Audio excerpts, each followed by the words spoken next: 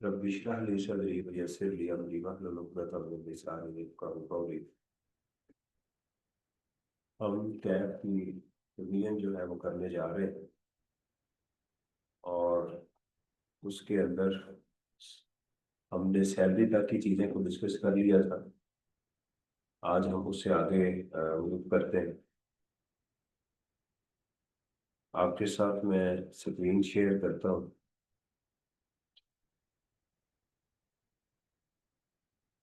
Income next head हमारा जो उसके बाद है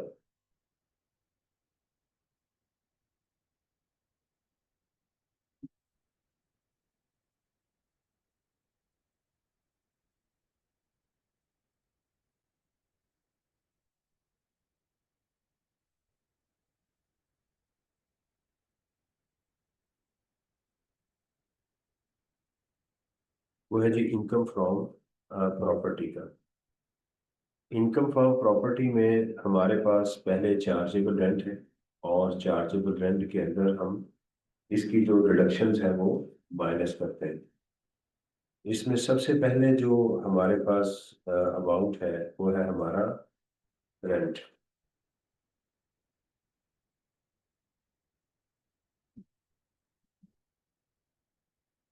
रेंट और fair market value whichever is higher is totally taxable है। ठीक है, एडवांस में जो रेंट होगा उसका कोई भी ट्रीटमेंट नहीं होगा। और जो fair market value of the rent है वो नॉर्मली हमें एग्जाम में एनुअल लेटिंग वैल्यू की दी जाती है, एनुअल लेटिंग वैल्यू। अगर आपका रेंट जो है वो पूरे साल का नहीं है तो आप एएलवी को भी उसके मुताबिक, रेंट के मुताबिक सेट कर दें।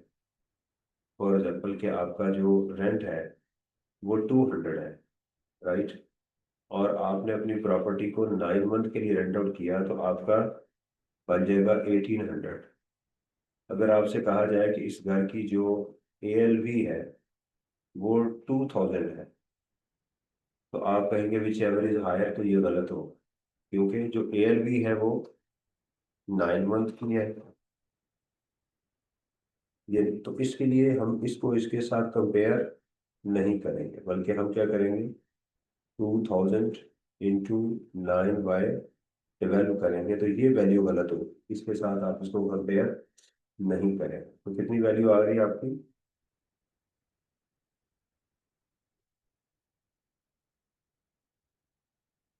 1500। तो आपका जो रेंट होगा वो कितना होगा, 1800 वो हो जाएगा। इसके बाद इसमें सिक्योरिटी या गिरवी अगर आपने ली है बिल्डिंग के लिए या प्रॉपर्टी के लिए तो उसका 1/10 जो है वो आपकी टैक्सेबल इनकम में ऐड किया जाएगा। इसके अलावा जो फोर डिपॉजिट है for the sale of immovable property वो भी इसमें ऐड किया जाएगा। जब ये तीनों चीज़ों को आप ऐड करेंगे तो इसको बोलेंगे चार्जेबल रेंट। ये इनकम फ्रॉम प्रॉपर्टी में आएगा।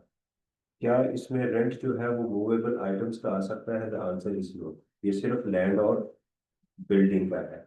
इस रेंट के अंदर अगर आपने कोई building with plant and machinery rent out की है तो वो भी नहीं आएगी, वो भी इसमें शामिल नहीं होगी। इस घर के या बिल्डिंग के रिगार्डिंग अगर आपने कोई वो लिया हुआ है, यूटिलिटीज आपने प्रोवाइड की है, कोई इंटरनेट की फैसिलिटी प्रोवाइड की है तो वो भी इसमें शामिल नहीं होगी। अगर आप इसके मालिक नहीं हैं, किराएदार हैं और आपने इसको सबलेट किया है तो वो भी इनकम इसमें शामिल नहीं होगी। ठीक है, वो इनकम फ्रॉम अदर सोर्सेज में चली जाएगी। इसके बाद इसमें जो डिडक्शंस हैं, अगर तो ये प्रॉपर्टी या बिल्डिंग है, एग्जामिनर वर्ड यूज करता है, तो आपने इस चार्जेबल रेंट का 1/5 लेना है। आप कहते हैं सर अगर मेरे पास सिर्फ यहाँ 4 फीट डिपॉजिट हो तो क्या फिर भी मैं 1/5 लूंगा अगर मेरी ये दोनों आइटम्स एग्जाम में नहीं है? हाँ, फिर भी आप लेंगे। आप कहते हैं सर अगर मेरे पास ये वाली सिर्फ आइटम हो, फिर भी लेंगे, राइट। कोई भी इनमें से एक आइटम या तीनों हो आप इसका चार्जेबल का रेंट नहीं लेंगे। ये कब नहीं लेंगे? अगर आपने प्लॉट को रेंट आउट किया हुआ है, ओपन प्लॉट को किया, तो फिर आप यहाँ पर रिपेयर नहीं लेंगे, क्योंकि रिपेयर प्लॉट के ऊपर नहीं मिलती। इंश्योरेंस ऑफ द बिल्डिंग, इसका ताल्लुक भी बिल्डिंग, अगर आपने बिल्डिंग की इंश्योरेंस करवाई है वो भी अलाउ है आपको। ये एग्जाम में गिवन हो या ना हो, आपने रिपेयर कैलकुलेट करना ही होती है। अगर आपने इस बिल्डिंग का लोन लिया हुआ है या ये आपकी ग्राउंड रेंट पे कर रहे हैं, HBFC को शेयर उसका दे रहे हैं, इंटरेस्ट दे रहे हैं, तो ये सारे एक्सपेंसेस आपको अलाउ है, कितने जितने इस प्रॉपर्टी पे खर्च किए गए हैं। Legal charges to defend the title of the property. अगर आपकी प्रॉपर्टी के ऊपर किसी ने मुकदमा कर दिया और उसके लिए आप लीगल चार्जेस इनकर कर रहे हैं, तो वो भी अलाउ है आपको। अनपेड रेंट की कंडीशंस मौजूद है लॉ के अंदर कि अगर आपने बिल्डिंग किसी को रेंट आउट की, वो आपका जो है वो नहीं पे हो सका, आपने वो पैसे आपको मिल नहीं सके, उसके लिए भी आपको अनपेड रेंट यानी बैड डेट्स जिसको उर्फ आम में कहते हैं वो मिल जाए।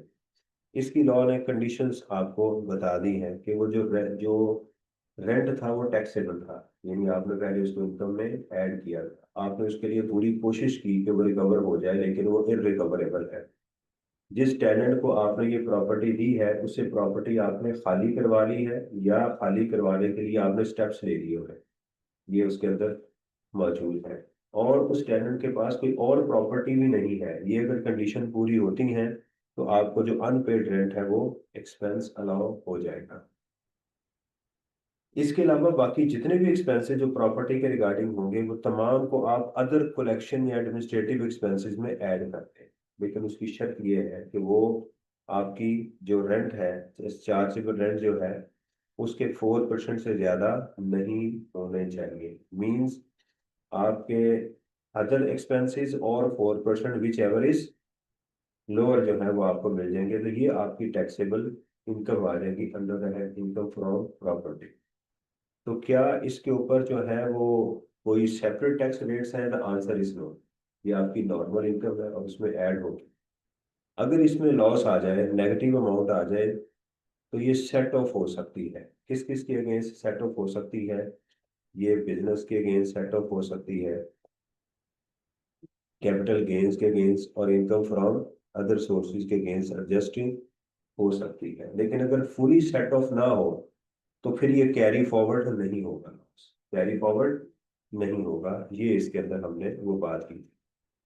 फिर हमने कहा कि अगर मेरा टेनेंट स्विच कर जाए तो जो तो अनएडजस्टेबल अमाउंट का क्या ट्रीटमेंट होगा? जो आपकी अनएडजस्टेबल अमाउंट होगी उसमें से जो आप लिखेंगे जो करंट टेनेंट से आपके पास आई है ये वाली अमाउंट जो भी है, फिर जो पहला टेनेंट गया था उससे जो आपने अमाउंट ली थी उसका 1/10 ले,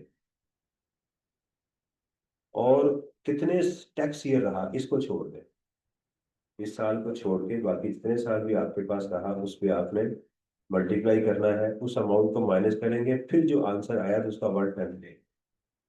दोबारा बता दूं, अगर आपके पास पहली दफा ही आपको अनएडजस्टेबल अमाउंट मिल रही है तो फिर तो उसका वही तरीका है कि आप उसका 1/10 लेके अपनी रेंट में ऐड कर देंगे। लेकिन अगर वो अमाउंट जो है टेनेंट स्विचिंग हो रही है, इस साल आपके पास मिस्टर बी है, पहले मिस्टर ए था, तो जो मिस्टर ए से आपने अनएडजस्टेबल अमाउंट ली थी उसको 10 पे डिवाइड करेंगे, और जितने टैक्स ईयर इस टैक्स ईयर को छोड़ के वो उसमें से क्या कर देंगे, मल्टीप्लाई करेंगे। पहले वो अमाउंट माइनस करेंगे, फिर जो अमाउंट आई है उसका 1/10 आपकी इनकम फ्रॉम प्रॉपर्टी में ऐड होगा। ये वाला सिलसिला इसमें चलेगा। हम्म, जीरो कर दें। इनका सवाल ये है कि देखिए अब ये वाली वैल्यू जो है ये वैल्यू नेगेटिव में हो जाए तो जीरो कर दें, मैक्सिमम 10 ईयर्स के लिए हो सकती है। अगर टेनेंट सेम ईयर में छोड़ के चला जाए तो फिर उसका कोई ट्रीटमेंट नहीं होगा, क्योंकि 1/10 लिया जाता है उस साल जिस साल आप आए हैं, जिस साल छोड़ के जाए उस साल इसको नहीं लिया जाता। अगर को ओनरशिप हो आपकी किसी भी प्रॉपर्टी के अंदर बिजनेस के अलावा, तो आप पहले टैक्सेबल इनकम डिवाइड करेंगे, first compute the taxable income and then divide income among the members. ठीक है, ये बिजनेस को हम को ओनरशिप नहीं कहते। अगर आपके जो एक्सपेंसेस हैं वो एक से ज्यादा जगहों पर इस्तेमाल हो रहे हैं तो आप उनकी क्या करेंगे, अपोर्शनमेंट करेंगे। अपोर्शनमेंट किन किन हालात में हो सकती है एक्सपेंसेस की? The property is not rented for the whole year, property पूरा साल रेंट आउट नहीं रही, आपने 9 माह की पहले 3 माह खुद इस्तेमाल कर रहे थे, तो आप पूरे साल के एक्सपेंसेस माइनस नहीं करें। सही है, जितने पोर्शन के लिए है उतने ही करेंगे। प्रॉपर्टी पूरी रेंट आउट नहीं हुई, उसका कुछ हिस्सा रेंट आउट हुआ है, तो पार्टी आप उसको उसका एक्सपेंस लेंगे। 50% दी है तो एक्सपेंसिव भी 50% होंगे। Part of the expense is use, यानी एक्सपेंस आपके फुली यहाँ इस्तेमाल नहीं हुए, आपने किसी और मकसद के लिए भी इस्तेमाल, यानी आपने लोन लिया 100 मिलियन का, तो उसमें आपने 70 मिलियन जो था वो प्रॉपर्टी में इस्तेमाल कर लिया, और 30 मिलियन आपने अपने पर्सनल यूज में दे। तो आपका इसका जो इंटरेस्ट होगा वो भी आपको 70% अलाउ होगा। तो ये सूरतें हैं जो लॉ ने हमें बताई हैं कि कब आप सारे का सारा एक्सपेंस प्रॉपर्टी से रिलेटेड माइनस नहीं करें। एग्रीकल्चरल इनकम की डेफिनेशन हमारे चैप्टर में गिवन है कि एग्रीकल्चरल इनकम किसको कहते हैं। वो लैंड और बिल्डिंग जो एग्रीकल्चरल पर्पस के लिए इस्तेमाल हो, उससे जो इनकम आएगी वो एग्जाम्प्ट होगी। उस एग्रीकल्चरल लैंड के ऊपर कोई भी एग्रीकल्चरल प्रोसेस करें, उस पर हल चलाएं, उसको पानी दें, वाटरिंग, लॉगिंग, जो भी आप उसके ऊपर काम कर रहे हैं, वो सारे का सारा उनकी इनकम एग्जाम्प्ट होगी, एग्रीकल्चरल इनकम कहलाएगी। फिर हमने सवाल किया कि इसमें बार बार बिल्डिंग भी इस्तेमाल होती है, उन्होंने कहा उसकी इनकम भी एग्जाम्प्ट। राइट, हमने कहा स्टोरेज हाउस, उन्होंने कहा कि स्टोरेज हाउस जो उसके बिल्कुल करीब हो, उसकी विसिनिटी के साथ हो, वो भी क्या होंगे, एग्जाम्प्ट हो जाएंगे। लॉस का मैं आपको बता चुका हूँ। और इसमें इनकम फ्रॉम अदर सोर्सेज में अगर आपने renting of the building with plant and machinery की है तो वो अदर सोर्स में चली जाएगी। उसके साथ आपने यूटिलिटीज अमेनिटीज प्रोवाइड की हैं या कोई अदर सर्विसेज आप प्रोवाइड कर रहे हैं, तो वो भी इसमें इनकम फ्रॉम अदर सोर्स में जाएगी, यानी रेंट वगैरह उसका वो देगा। इसके तरह पास पेपर को देखते हैं। प्रीवियस लेक्चर में आपको कोई क्या फायदा हुआ कल के, आपको ऐसा नहीं लगा कि टाइम जाया हुआ? फायदा हुआ आपको, कॉन्फिडेंस आया? चलें जी, अब चलते हैं इनकम फ्रॉम प्रॉपर्टी। देखिए टाइम कम है इसलिए मैं पूरे का पूरा क्वेश्चन सॉल्व नहीं कर रहा। मकसद ये है कि आपको चीज़ों का, जी क्या कहते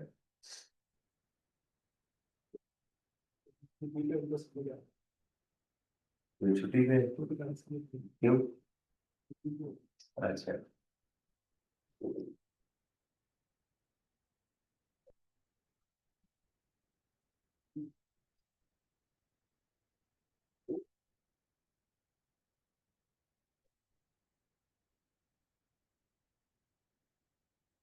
तो हम एक काम करते हैं कि इसके ना दूसरा सॉल्यूशन भी साथ ओपन कर लेते हैं ताकि इधर ये, नहीं मुझे ये खोलूंगा फिर यही खुल जाएगा, तो ये नए में खुलेगा।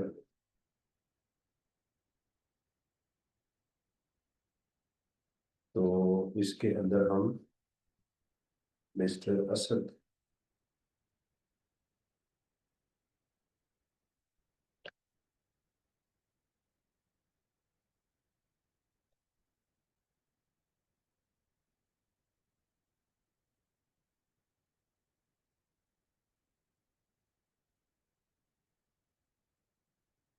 ये क्वेश्चन कौन सा था? असद वाला, ये नहीं, क्वेश्चन 51 है। हमें सोल्यूशन लेना है ना इसका। ये आ गया, यही है ना? तो साथ मैंने कहा हम इसको देख के इसका सोल्यूशन भी ले लें। ये सोल्यूशन आ गया, ये देखो।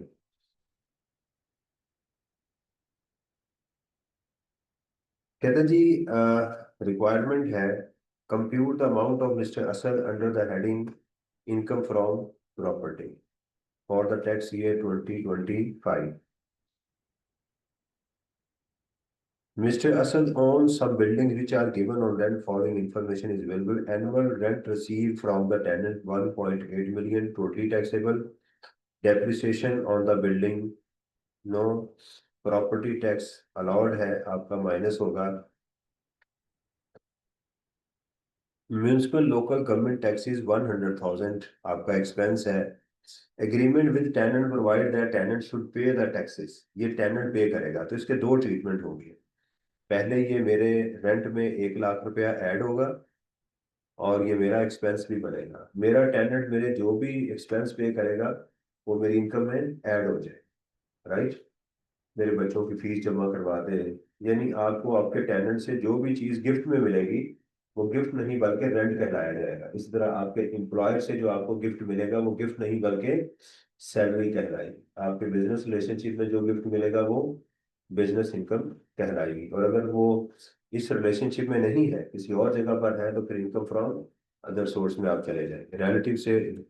जनरल एडमिन एक्सपेंसेस ये भी अलाउ है, लेकिन इसके ऊपर 4% की लिमिट लगेगी। Rent received includes 600,000 for 3 years commencing from July for the current tax year। वो कहता है इस रेंट के अंदर 6 लाख रुपया 3 सालों का मजीद एडवांस रेंट भी है। तो 1 साल का कितना हुआ? 2 लाख रुपया। तो 2 सालों का 4 लाख रुपया। तो असल में इस 18 लाख रुपए के अंदर 6 लाख रुपए की अमाउंट शामिल है। उस 6 लाख के अंदर 2 लाख रुपया इस साल का है, 2 लाख रुपया अगले साल का, 2 लाख। आप कहेंगे ये क्या है? बाज बात ऐसा अरेंजमेंट होता है कि वो कहता है कि भाई मुझे कुछ अमाउंट एडवांस में दो जो मैं रिफंड नहीं करूंगा बल्कि एडजस्ट होगी। तो ये भी रेंट का ही हिस्सा है। तो इसलिए हम इसमें से क्या कर देंगे? 4 लाख रुपया माइनस करेंगे। यानी इस क्वेश्चन में एग्जामिनर ने हमें रेंट की एडजस्टमेंट बताई थी। यानी 1 लाख रुपये 18 लाख रुपए में ऐड होगा और 4 लाख रुपए माइनस कर देंगे।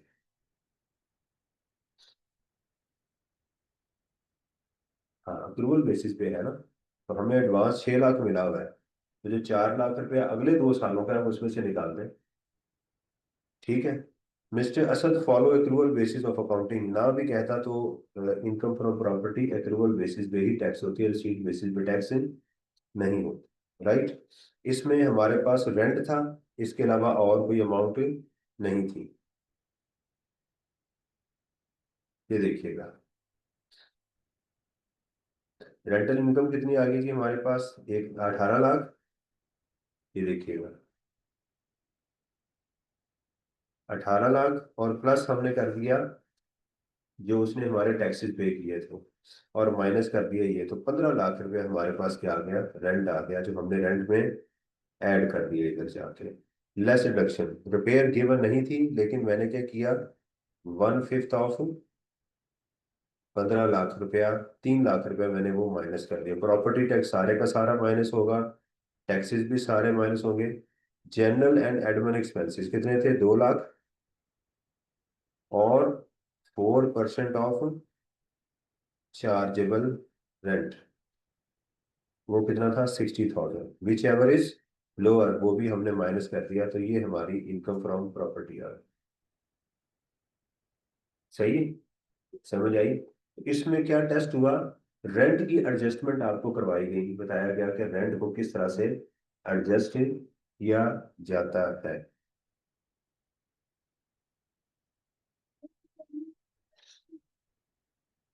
क्योंकि ये मेरे टेनेंट ने पे किए थे ये वाले। मेरा टेनेंट मेरा कोई भी बर्डन बर्दाश्त करेगा तो वो मेरा रेंट गिना जाएगा। यानी ये 1 लाख रुपया मैंने देना था, मैंने अपने किराएदार को कहा तुम दो, तो वो क्या चीज गिनी जाएगी? मेरी इनकम गिनी जाएगी ना। एक्सपेंस क्यों होगा? क्योंकि मैंने पे किया है। मैं पे कर दूं, मेरा बेटा पे कर दे, कोई बंदा मेरे बिहाफ पे कर दे, वो मैंने ही पे किया है, इसलिए वो इसमें आ जाएगा। अच्छा जी। Taxable income and tax liability, यहाँ टैक्सेबल इनकम भी चाहिए और टैक्स लाइबिलिटी भी चाहिए फॉर टैक्स ईयर 2025 के लिए।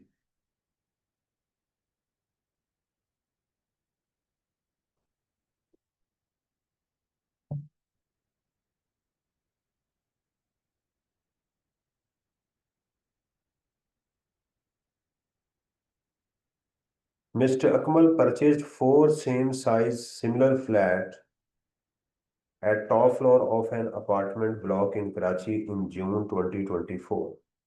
पिछला साल है। पहले डेट को देखा करें कौन सा है, प्रीवियस ईयर है। He let out two flats at fair market value rent of 25,000 per month. From the next month onward, he also received security deposit of 200,000 in connection with each of these two flats. ठीक है, उसने हमें 4 लाख रुपए वो भी दे दिया। Mr. Akmal entered into an agreement to sale of third flat and receive 100,000 as token money on this date. 25/6/2024। Tax year कौन सा है, 24, हमारे साल का नहीं है। The rest of the proceed amount was to be paid in 15 days time. However, the buyer failed to make the payment due and the token money was forfeited by Mr. Akmal. The said flat was then rented to his cousin at a monthly rent of 15,000 on this date, with a security deposit of rupees 50,000. Fourth flat was used by Akmal for his own residential purpose. Mr. Akmal paid property tax 20,000 in connection with each of the four flat. Right, 4 flat थे, दो उसने rent out कर दिए, तो 25,000 into 2 into 12, ये इसके rent हो गया जी, 6 लाख रुपया। दूसरा जो फ्लैट था उसने अपने कजन को 15,000 रुपये दे दिया, तो ये गलत है, क्योंकि मार्केट रेंट कितना है, 25,000 रुपया, विच एवर इज हायर। तो उसका करेंगे 25,000 इंटू, उसने दिया अगस्त को, जुलाई निकल गया, तो इंटू 11, ये भी रेंट में आ जाएगा।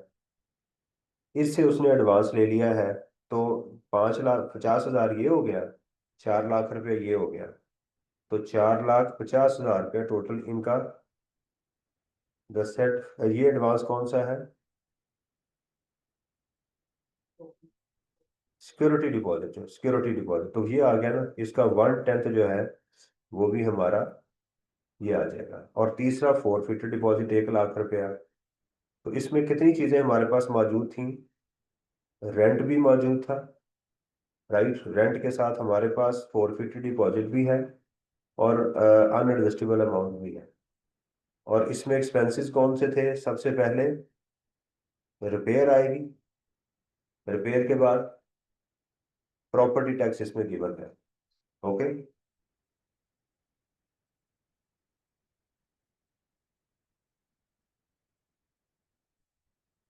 प्रॉपर्टी टैक्स को क्यों ऐड करेंगे,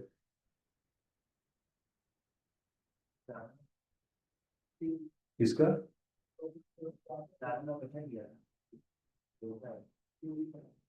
भी, एक 2 लाख रुपए एक ने दिया, दो एक ने दिया, प्रॉपर्टी टैक्स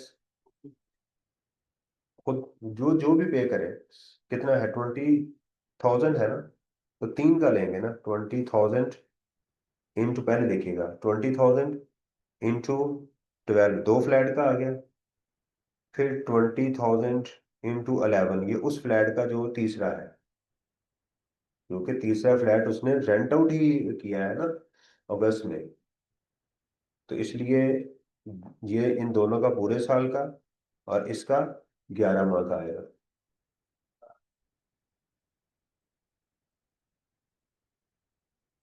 बेटा प्रॉपर्टी टैक्स जो किधर गया, प्रॉपर्टी टैक्स ये है ना 20,000, चारों फ्लैट का दिया है, हर फ्लैट का। हाँ, ओ सॉरी, नहीं नहीं नहीं, मैं ये पर मंथ नहीं है, ये पर मंथ नहीं है। जो एक फ्लैट है, दो फ्लैट हैं, उनका 20,000 इंटू 2, 40,000 ये हो जाएगा। जो तीसरा फ्लैट है उसका होगा 11/12, क्योंकि एक माह ये रेंट आउट नहीं रहा। जो तीसरा चौथा फ्लैट है वो तो मेरे पर्सनल यूज में है, इसलिए उसका एक्सपेंस मैं नहीं लूंगा। सही, मैं बताता हूँ।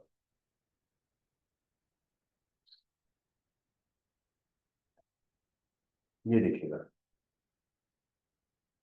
जो फ्लैट वन था 25,000 इंटू 12 मेरा रेंट हो गया। फ्लैट टू का भी यही हो गया। इसमें अनएडजस्टेबल जो अमाउंट थी 2 लाख का 1/10, 1/10 इसमें 20,000 आ गया। इन्होंने इस तरह से किया हुआ है। फ्लैट थ्री का 11 माह का रेंट आ गया, और वहां 50,000 में मेरा क्या था, नहीं ये सिक्योरिटी थी, उसका 1/10 आ गया। तो रेंट भी आ गया और मेरा 1/10 और वो भी आ गया। उसके बाद 450 डिपॉजिट था, वो भी आ गया। ठीक है।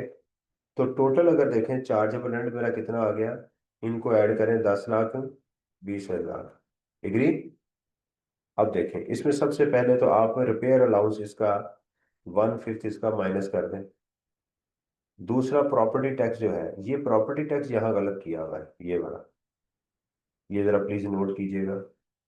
ये क्वेश्चन नंबर है 51, मिस्टर अकमल वाला। और इसमें लिखिए कि जैसे कल आपने मुझे भेजा था ना, आज भी भेजना है। रॉन्ग प्रॉपर्टी टैक्स, इसमें प्रॉपर्टी टैक्स ये नहीं आएगा, इसमें आएगा 20,000 इंटू टू, फिर आएगा 20,000 इंटू 11/12। ये अमाउंट गलत है। हाँ जो भी आएगा। ठीक है। अब इसकी अमाउंट कितनी आ गई ये, इसका क्या करेंगे आप, टैक्स कैलकुलेट करेंगे। आपने कहा 450 कैसे, इसका एक और तरीका भी हो सकता है ना, मैं आपको इसका बताता हूँ। इसका ये भी तरीका हो सकता है कि आप अपने पैटर्न पे करें, आप रेंट लें, number one rent, number two आपका अनएडजस्टेबल अमाउंट,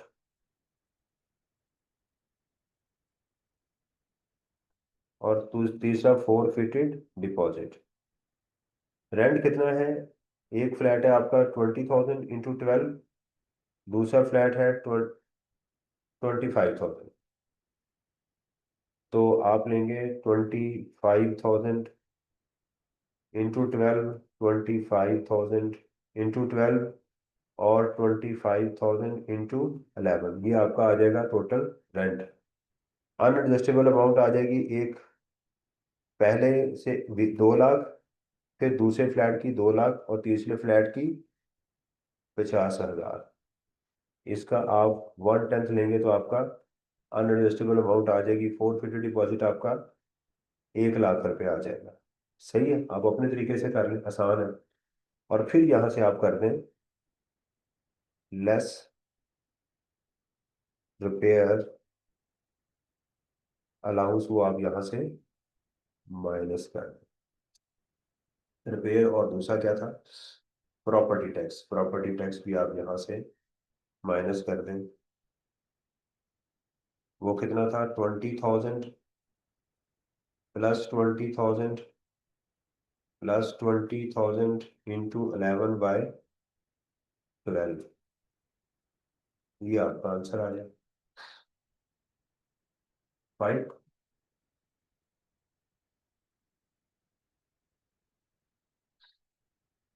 अच्छा अच्छा।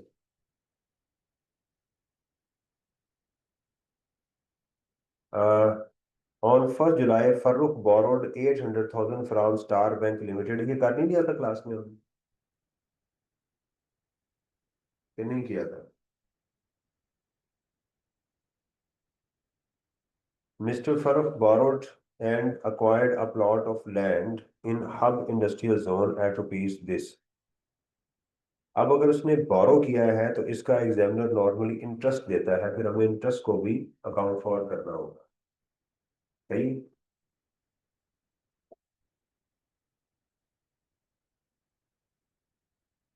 ही invested the rest of the loan in business venture, ये उसने कर दिया। He invested the rest of the loan in business venture with his friend. The above loan carries markup at a rate of 12% per annum and is repayable in 8 equal quarterly installments starting from 1st July 2025। उसका जो है वो payment 1 जुलाई 2025 से होनी है। हमारा tax year कब close हो रहा है, 30 जून 2000। इससे मुराद ये है कि पूरे साल में कोई भी किस्त अदा नहीं की गई, हमने फ्लैट पूरे साल का रेट लेना। अगर ये दरमियान में होती तो फिर मुझे इंटरेस्ट क्वार्टरली या जैसे भी पेमेंट होती उसके मुताबिक कैलकुलेट करना पड़ता। तो उसने हमें यानी क्वेश्चन को आसान कर दिया कि समझे कि पूरा साल हमने कोई भी पैसा वापस नहीं किया। On 1 August 24 Farooq decided to sell the plot of land to Zulfikar Motor at 10 million and received a forfeited deposit of this from them. Uh, ये क्या लिखा है? And receive a deposit of from them या from them है? ये भी जरा note कीजिएगा, इसमें ना मिस्टेक है। क्वेश्चन नंबर 52 में मिस्टर फरक वाले पैरा नंबर 1 इस तरह से लिखिएगा, पैरा नंबर 1 और उसमें 5 लाख रुपया फॉर्म नहीं है, फ्रॉम, फ्रॉम हिम आना चाहिए, फ्रॉम या देम आना चाहिए। On 15th of August, Zulfikar Farooq forfeited the deposit on refusal of Zulfikar Motors to purchase the plot of land. इसमें क्या गलती थी? इस क्वेश्चन में ये वाली थी मिस्टेक। मैं इसको सेव ही कर लेता हूँ ताकि साथ साथ जो है ना।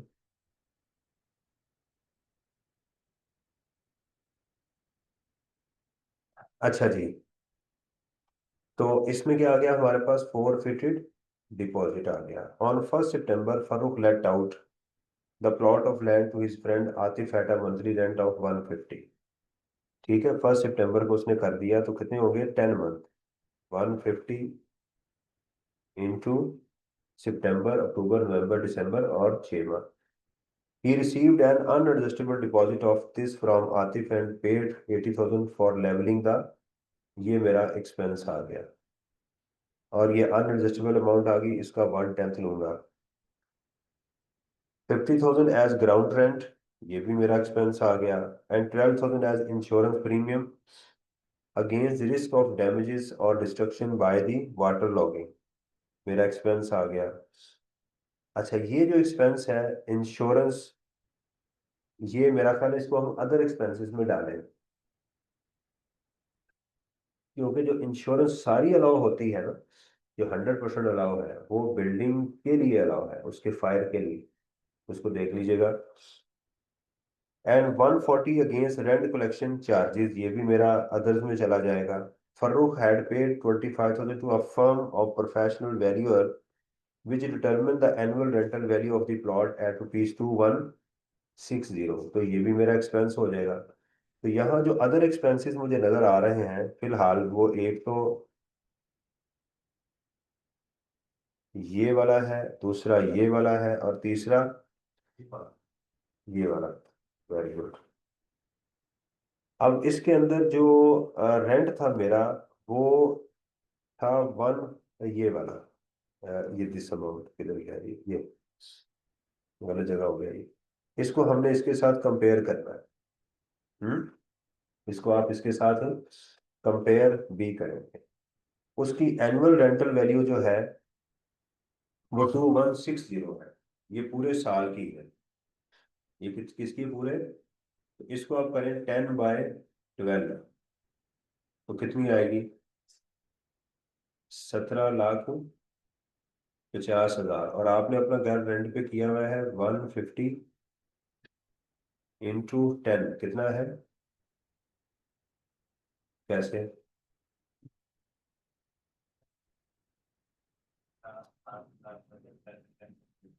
मुझे आप ही ने बताया कितना आता है। 18 लाख आपने कहा है, 17,50,000 आता है।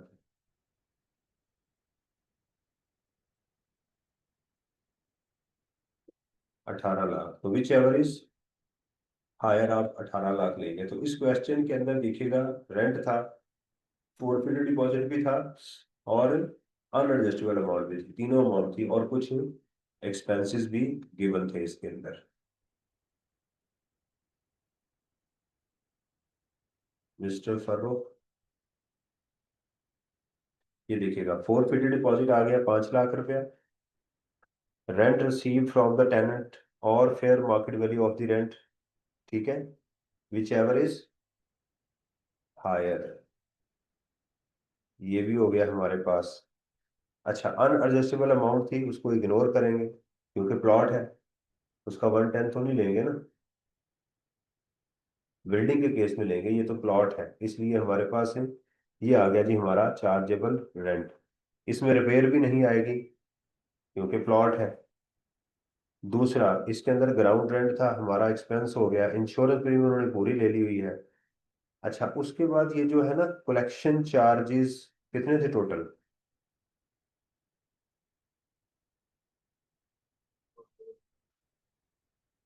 वो देखेंगे ना कितने। 1,40,000 ये है और 25 ये है। 1,40,000 और 25 कितना हो गया? 1,40,000 जमा 25 कितना हो गया? हाँ, 165, और 4% ऑफ दी चार्जेबल रेंट, ये 92,000, विच एवर इज लोअर, ये वाला है। जो एक्सपेंसेस लॉ ने हमें सारे के सारे अलाउ नहीं किए, वो हम सारे के सारे क्या करते हैं, इकट्ठे कर देंगे। सारे के सारे क्या कर देंगे, इकट्ठे कर देंगे, हम उसको वो डाल देंगे। उसके बाद हमने लोन लिया हुआ था 650 का, 12% रेट था, और 10 माह के लिए हमने वो यूज किया, तो 10/12 किया, तो ये आंसर आ गया। इंश्योरेंस जो है ना, एक मिनट जरा मुझे दोबारा देखें, मैं उसमें जरा जाके देखूं इंश्योरेंस। खालिद साहब की बुक में देखते हैं कि इंश्योरेंस जो है वो कितनी अलाउ है। इसको जरा एक दफा दोबारा पढ़ना पड़ेगा। हाँ जी। नहीं, इंश्योरेंस तो सारी अलाउ है, लेकिन उसकी वो पूरी होनी चाहिए ना। एक मिनट है।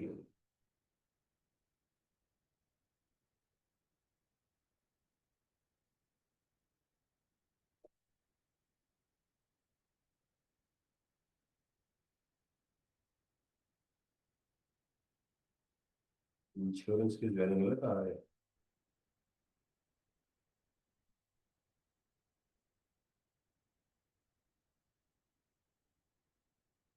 इंश्योरेंस की ज्वाइनिंग क्यों मिल रहा है, मैं गलत लिख रहा हूँ?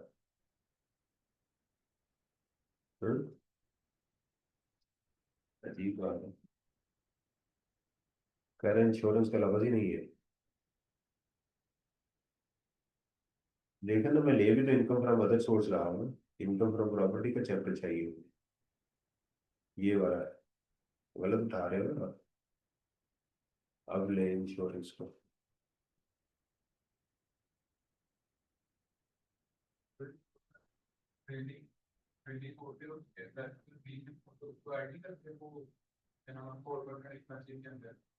एक मिनट में जरा। ये बात ये है कि मैं इंश्योरेंस के स्पेलिंग गलत लिख रहा हूँ। ये insurance in respect of building, ये प्लॉट है ना, तो ये फिर गलत है इसमें। ये गलत है, ये भी इसका मुझे बताइएगा, इसको भी हम ठीक करवा देंगे। इसकी जो इंश्योरेंस है वो भी इसमें आनी चाहिए।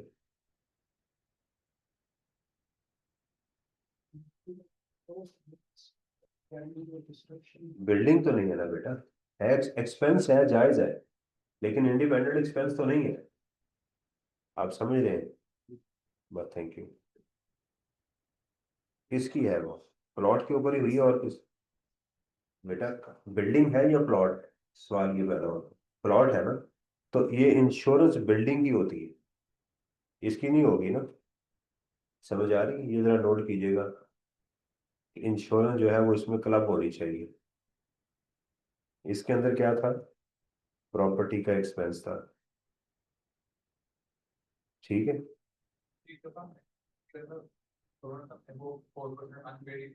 यही करनी है यहाँ पर भी, मुझे यही करनी चाहिए कि हमें जो इंश्योरेंस है ये 12 लाख फॉर लेवलिंग, ये वाली एक अमाउंट, ठीक है।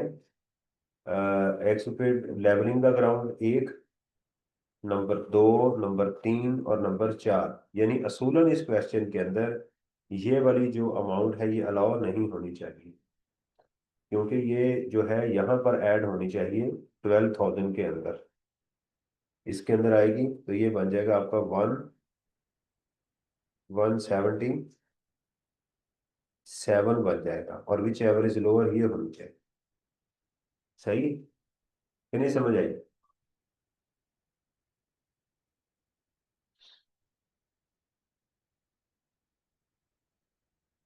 Explain explain the term rent, ये तो आप एक्सप्लेन कर लेंगे। During the year Amjad carried out the following transactions, इसको देखें फिर पढ़ के मुझे बताएं कि आपको क्या समझ आए।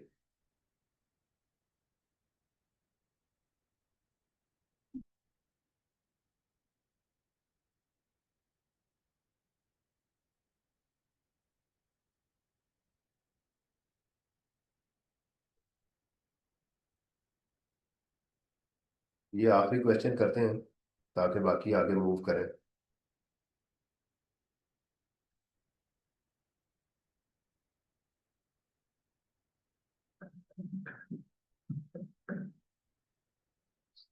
इसको जरा देखिएगा।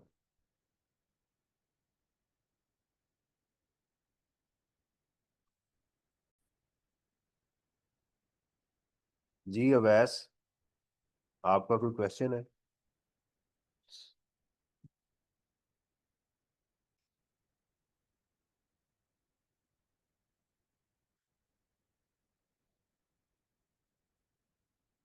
कहते हैं जी, on 1 July Amjad purchase a factory building in Sukkur along with installed machinery.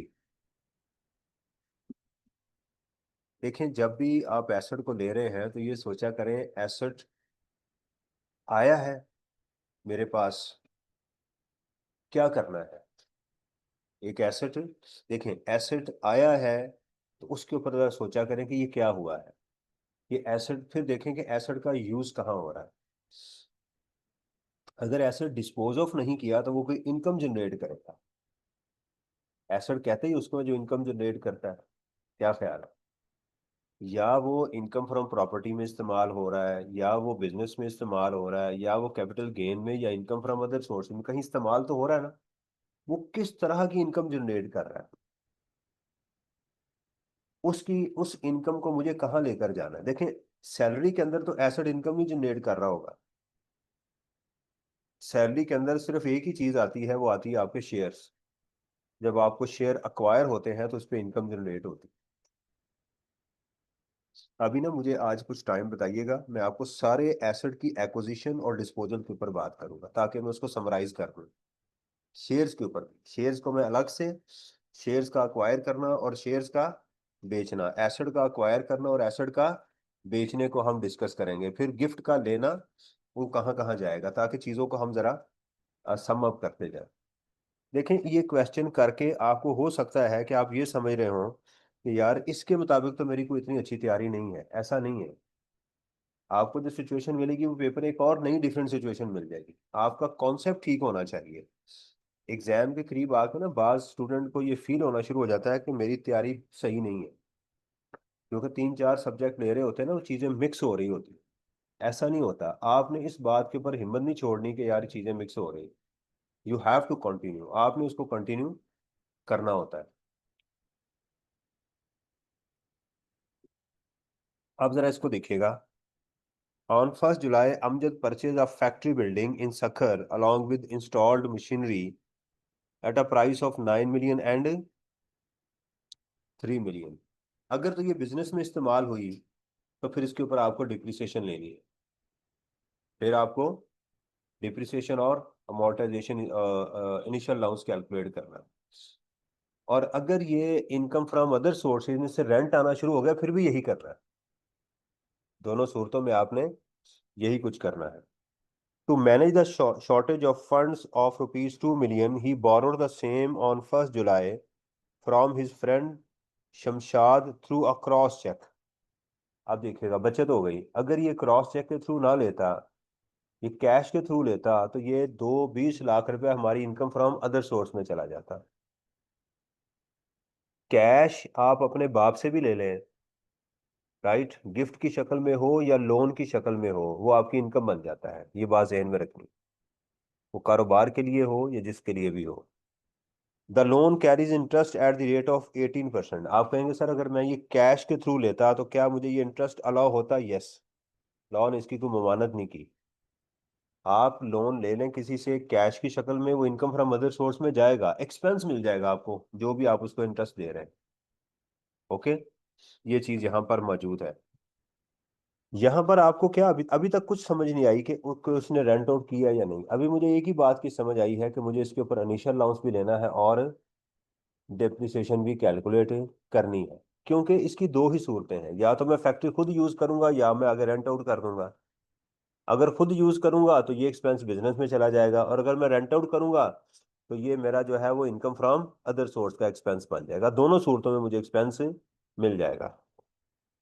दूसरा एक्सपेंस उसमें ये है, ये वाला 20 लाख रुपया।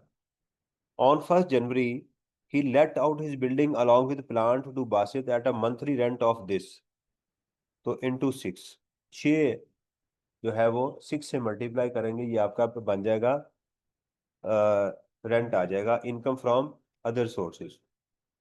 तो आपका 30 लाख रुपया यहाँ से रेंट आ गया। यहाँ से दो एक्सपेंस आए आपके, इनिशियल अलाउंस प्लस डेप्रिसिएशन। तीसरा एक्सपेंस आपका आ गया 2 मिलियन इंटू 18% इंटू 6/12। तो इस पैरा तक पहुंचते हुए हमें क्या हुआ? तीन तरह के एक्सपेंस, हमें दो एक्सपेंस मिल गए और एक इनकम मिल गई। ओके,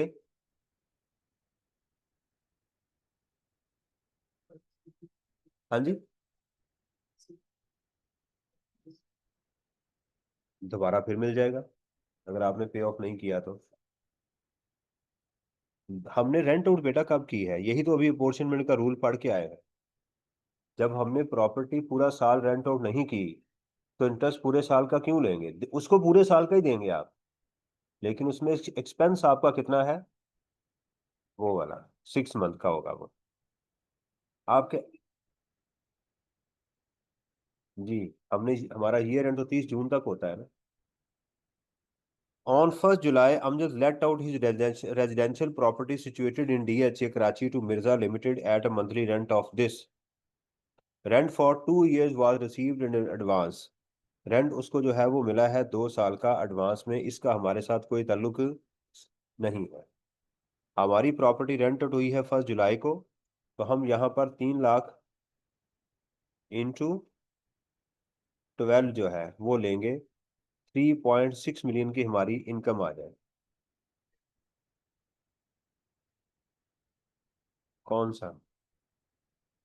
वो कहता है rent for 2 years war received in advance. उसमें वो कह रहा था कि इसमें 2 सालों का एडवांस है। 3 का दिया हुआ था, 2 का तो हमने निकाल दिया। यहाँ अगले 2 सालों का है, वो दोनों का निकाल दिया।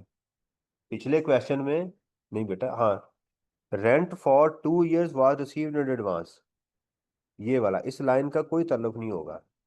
वो कह रहा है वो इसमें शामिल नहीं है। पिछले क्वेश्चन में और सीन था, वो कह रहा था कि ये जो आपको 18 लाख रुपए की अमाउंट नजर आ रही है, उसमें 6 लाख रुपए की अमाउंट शामिल है। उसमें 1 साल का एडवांस रेंट इस साल का है और 2 साल का उससे अगला का है। तो हमने उसमें से क्या किया फिर? इस साल का रहने दिया और अगले साल का माइनस कर दिया। यहां तो ये नहीं बता रहा कि इसके अंदर रेंट शामिल है, ये तो इंडिपेंडेंट एक इन्फॉर्मेशन दे रहा है, तो यहां से उसको मैं क्यों निकालूंगा? ये तो इन्फॉर्मेशन बता रहा है कि मुझे जो पैसे मिले हैं वो एडवांस में मिले हुए हैं। सो वट, हमने कहा ठीक है, सही है, इस ओके कि नहीं? बताए ना। पिछले और भाई आपके रेंट के अंदर आपने हमेशा प्रॉपर्टी का रेंट लेना होता है। उसमें अगर एडवांस रेंट आपने लिया हुआ है और इस अमाउंट में शामिल नहीं है तो कुछ भी नहीं करना। मुझे हर सूरत में रेंटल अमाउंट चाहिए होती है। जी, क्या पूछ रहे?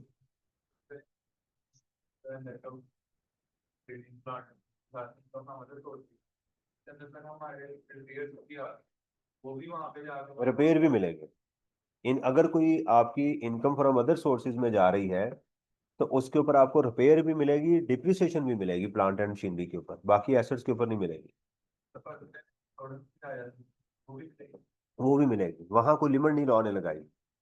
इनकम फ्रॉम अदर सोर्स में 4% वाली कोई ऐसी लिमिट मौजूद नहीं है, इनकम फ्रॉम प्रॉपर्टी में मौजूद है। नहीं बेटा, वो तो इनकम फ्रॉम प्रॉपर्टी में मिलेगी, वो इनकम फ्रॉम प्रॉपर्टी में मिलेगी। ऑन फर्स्ट जी, इनकम फ्रॉम अदर सोर्सेज में डिप्रिसिएशन के अलावा प्लांट एंड मशीनरी के ऊपर तमाम एक्सपेंसेस एक्चुअल मिल जाते हैं, चाहे जाए वो उसको लॉस में कन्वर्ट कर दे।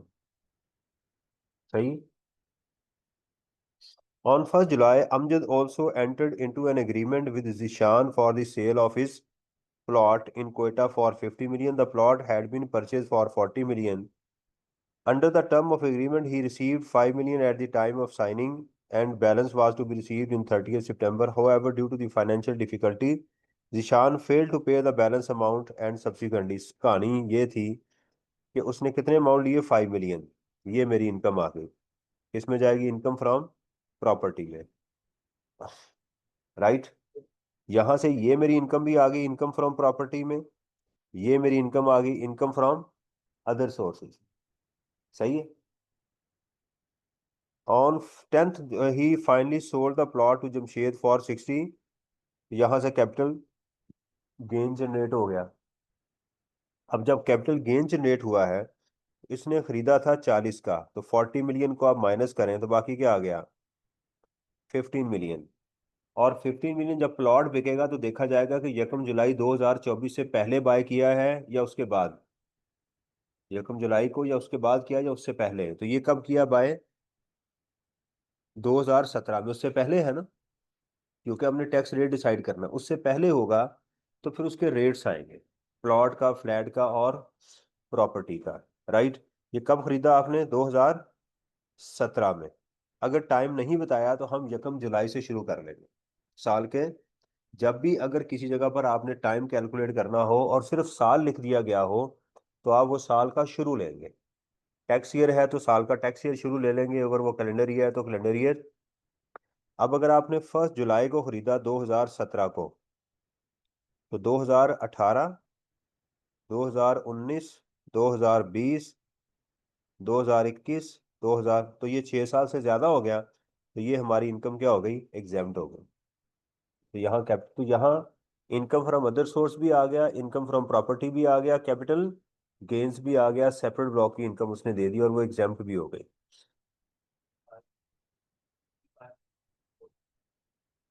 उसने कह दी he had purchase the plot for 60 million है।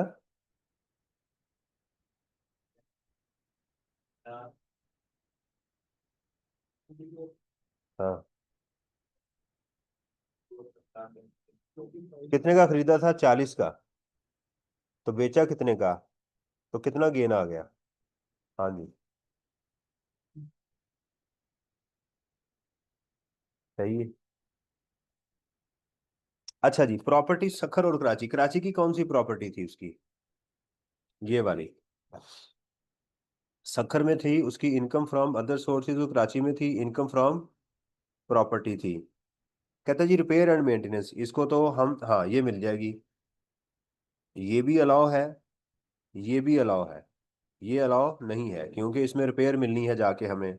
ग्राउंड रेंट अलाउ है, ये भी अलाउ है।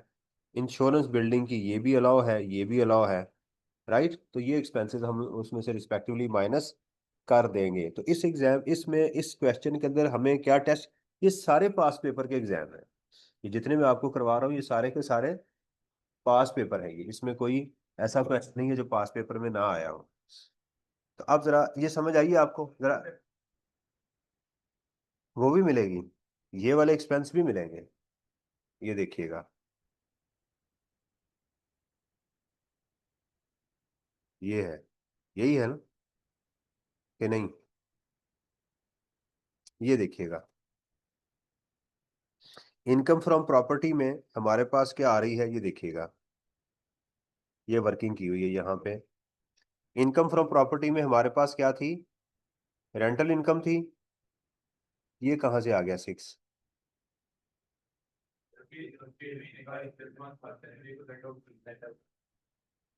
क्या?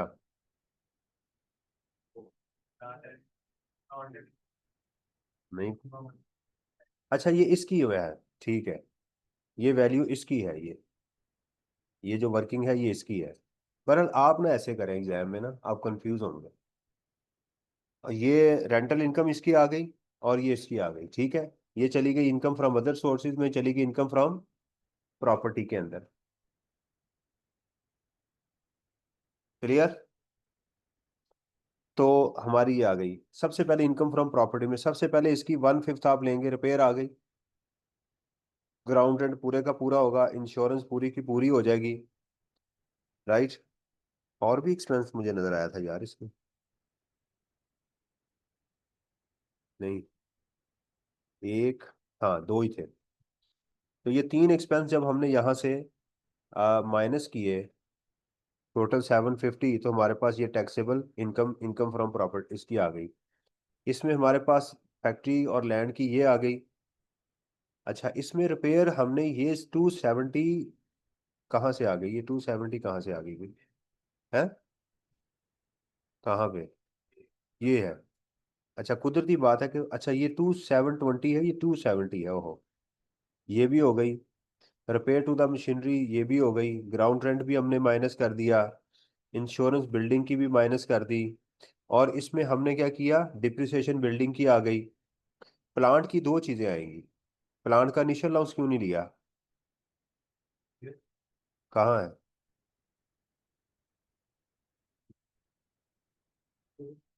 हाँ जी, प्लांट पुराना तो नहीं था। Amjad purchase of factory building Sukkur along with plant, हाँ। अब यहाँ पर अजम्पशन ये ली गई है कि चूंकि पुरानी फैक्ट्री खरीदी गई है तो किसी ने ये यूज किया होगा, इसलिए इनिशियल अलाउंस नहीं लिया गया। ये आपने नीचे नोट में लिख देना है यहाँ पे, यहाँ आप नोट में लिख देंगे। क्या लिखेंगे?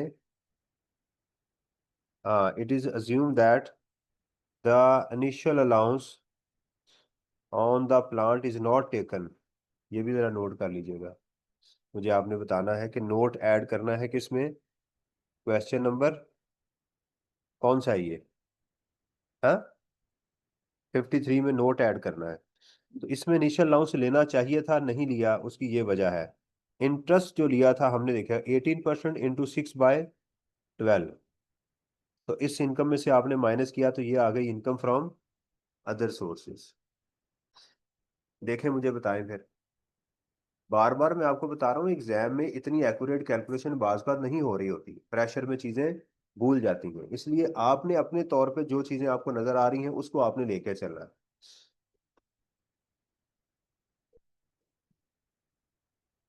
इसी का है। अच्छा जी, तो ये हमारी आ गई जी, रेजिडेंशियल प्लॉट की वर्किंग आ गई, इनकम फ्रॉम प्रॉपर्टी की 450 डिपॉजिट आपके पास आ गया, इनकम फ्रॉम अदर सोर्सेज की भी वर्किंग वन आ गई हमारे पास।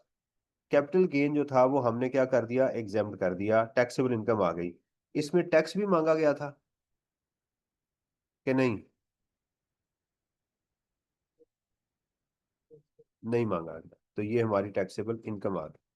अब जरा इस क्वेश्चन में देखें, इस क्वेश्चन के अंदर उसने हमसे कैपिटल गेन को भी टेस्ट कर लिया, इनकम फ्रॉम अदर सोर्सेज को भी टेस्ट कर लिया, और इनकम फ्रॉम प्रॉपर्टी को भी टेस्ट कर लिया, और साथ इंटरेस्ट को भी टेस्ट कर लिया, सेक्शन 39 और 40 को भी टेस्ट कर लिया। ये सारी चीजें इसमें टेस्ट हो चुकी हैं।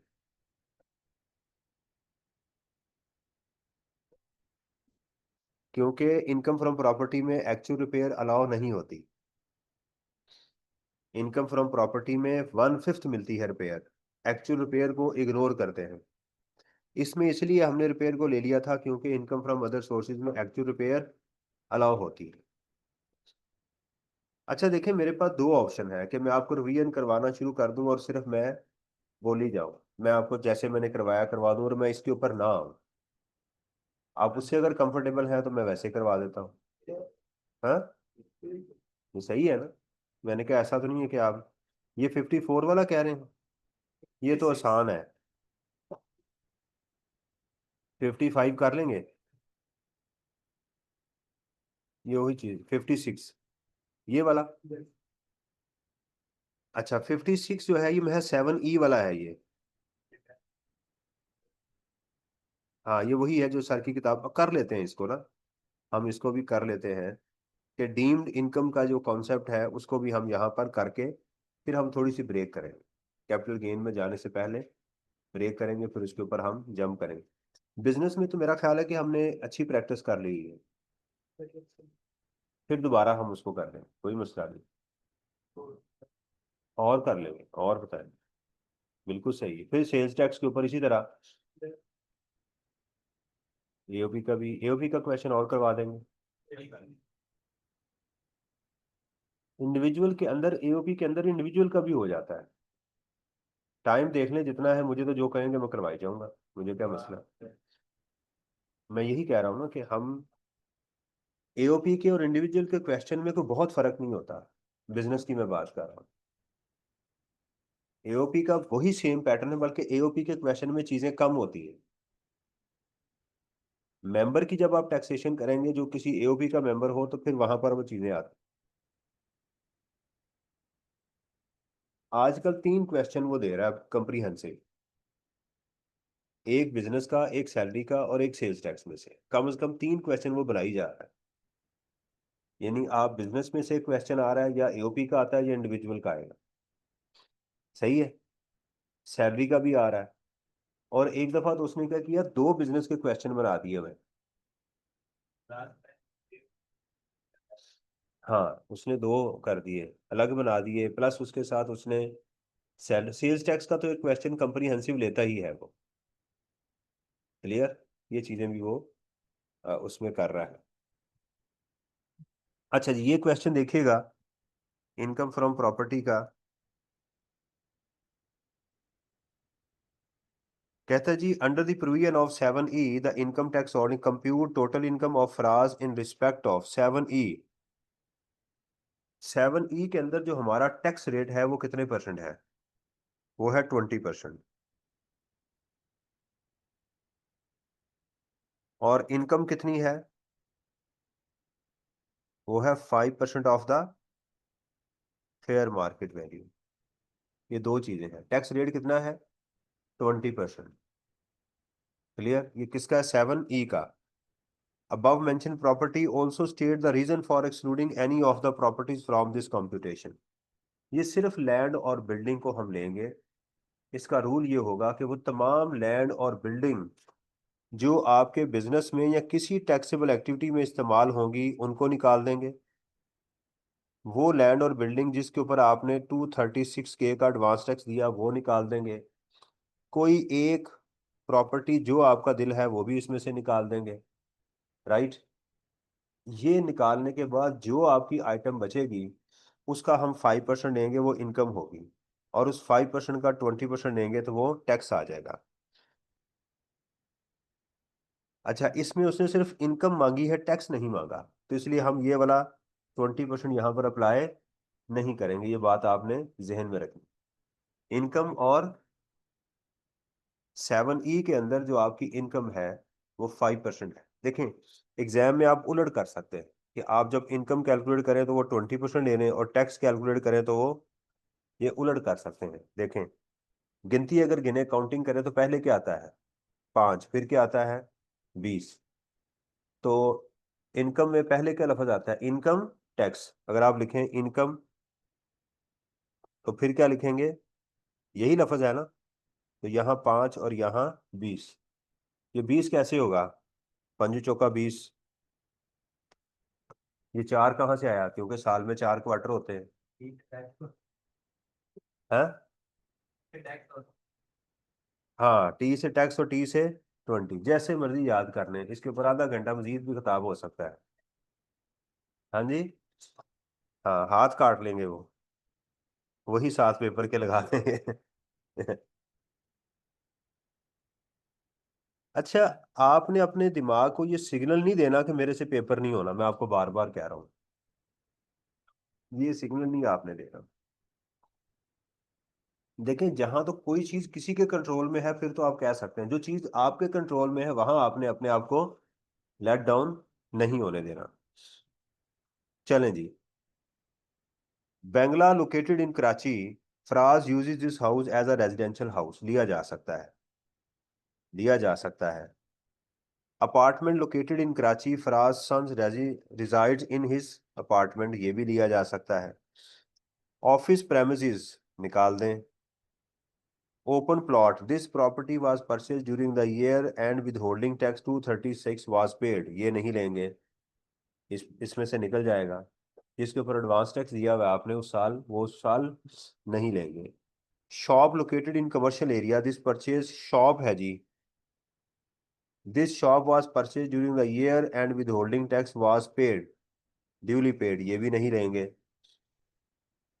Bangla located, no tenant could be found for this property and it remained unoccupied during the annual market value, ये ले लेंगे।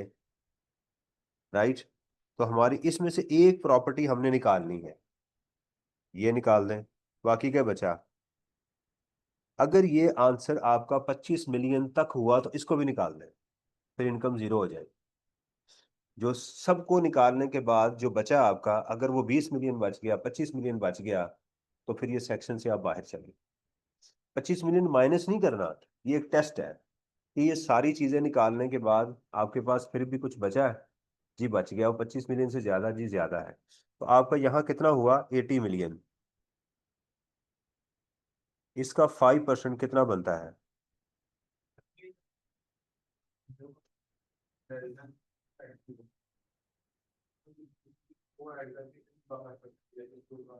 बेटा आप या वाली ये निकाल दें या इनमें से ये वाली निकाल दें, कोई एक निकालनी है ना। असल में तीन प्रॉपर्टीज एम्बिट में फॉल कर रही हैं, 60, ये वाली 20 और 80 फॉल कर रही है। इन तीनों में से कोई एक आपने निकालनी है, इसको निकाल दें या इसको निकाल दें। लॉ ने रेजिडेंशियल प्रॉपर्टी को नहीं निकाला हुआ, लॉ ने ये नहीं कहा कि रेजिडेंशियल प्रॉपर्टी निकाल दें, उसने कहा कोई एक प्रॉपर्टी आप निकाल दें।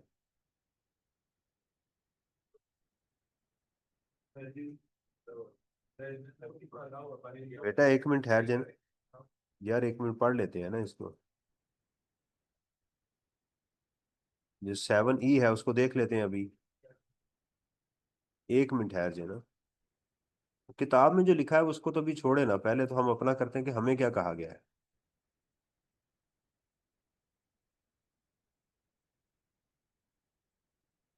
ऊपर है 7E, कैपिटल गेन में है।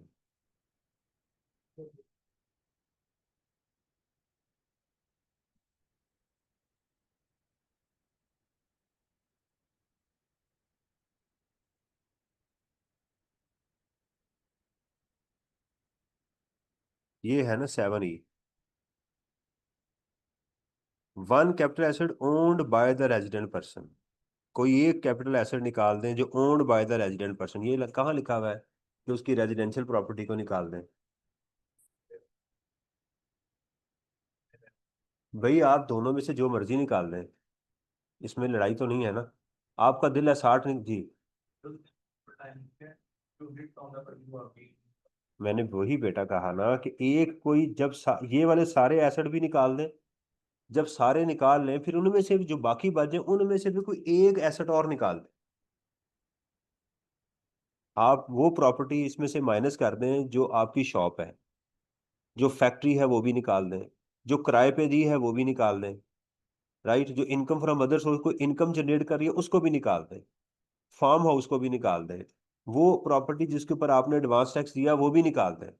जब सारी निकाल दें, जो बाकी बच जाए उसमें से कोई एक प्रॉपर्टी वो निकाल दें अपनी मर्जी से, कोई भी निकाल दें। अगर कुछ बाकी बच गया और अगर वो बाकी बच गया और वो 25 मिलियन से ज्यादा है, उसका 5% आपकी इनकम होगी, ये रूल है।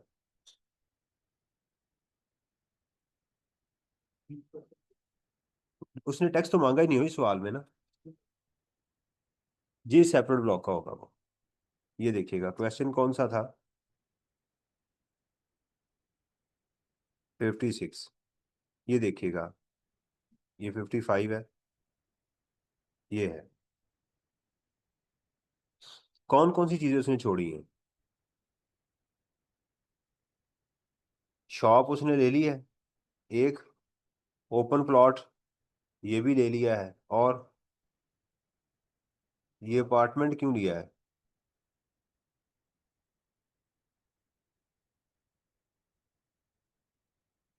ये अपार्टमेंट कौन सा है? ये लिया है ना अपार्टमेंट। ये देखें, उसने ये लिया 2 मिलियन का, ये ले लिया हुआ है। 20 मिलियन है, 2 मिलियन है? 20 ये लिया हुआ है उसने, हमने भी लिया हुआ है। उसने शॉप भी ली है। शॉप तो नहीं होनी चाहिए।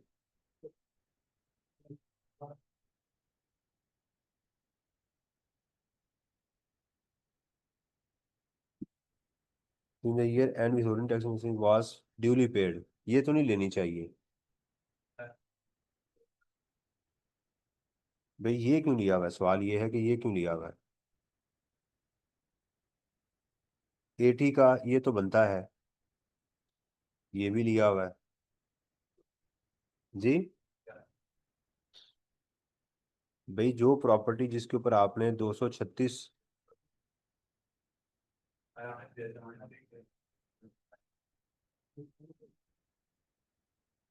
इन दोनों के ऊपर टैक्स पे कर दिया हुआ है ना। बात ये है कि ये गलत है ना, ये वाली अमाउंट। ये भी बेटा नोट करना जरा, ये भी गलत है। ठीक है, ये नहीं आनी चाहिए। ठीक है। और हमारा ये जो 60 है, इसको क्यों नहीं लिया? नोट 1 नीचे लिख दिया होगा ना कि एक कोई निकालना है इसमें से। ये उन्होंने निकाल दिया है। तो ये निकालने की बजाय क्या निकालना चाहिए था? ये वाला निकालते, बड़े वाला। ठीक है।